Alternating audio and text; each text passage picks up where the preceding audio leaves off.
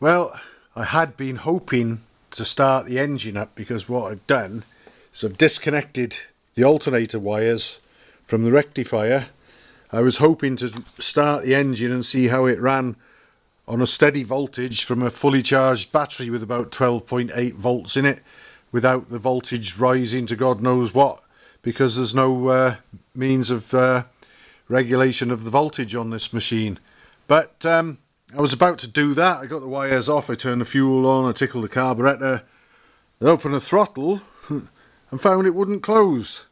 So I've been investigating. Obviously I got the carb off here and the slide and everything out, and I may have found a culprit, because here we've got the spring that came out the carburettor, and there's a genuine one, bigger diameter. And what was happening, I think, was this spring wasn't seating properly on the slide. There's a little sort of abutment on the slide there that the genuine spring will sit over nicely and locate itself.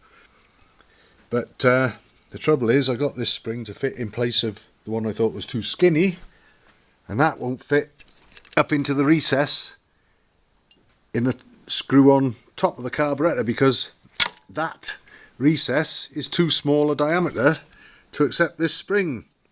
Also, I suspect that this carburettor is a reproduction item. There's certainly nothing on it to sort of say, you know, it's probably a 376, but there's nothing on the flange. They usually, original Amels have stampings on the flanges telling you what they are and what their specs are and so on. But I think what's happened is the spring has probably become dislodged here and maybe got tangled up with the choke slide and put some side loading on it, and when I've opened the throttle it's stuck open. I half expected to see the slide perhaps glued, stuck in a carburettor, because the owner mentioned that he had the tank treated with the liner, and some liners can dissolve and mix with the petrol and turn into a glue, but that doesn't seem to have happened here. But it seems to be a mismatch of parts between the slide, the little sort of abutment on the slide being of a bigger diameter than the spring likes, but the spring needs to be this diameter to fit into that hole there in the underside of the top of the carburettor. So unless I can bore this out somehow, perhaps, and then I would be able to use the larger spring. And I'm going to have to give this some thought as to what I do next, but definitely don't want to jam in throttle.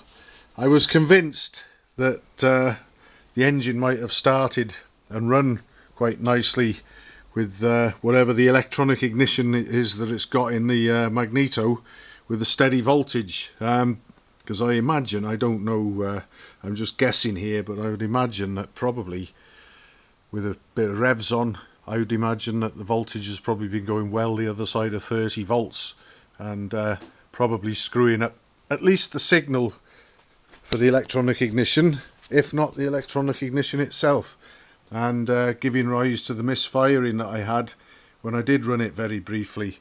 And also it would confirm the high ammeter readings. So I've got the power box on its way, but I need to sort out something to make sure that the throttle slide doesn't jam fully open in the carburettor like it did just before. But thankfully the engine wasn't running when it did, so that's something, I guess.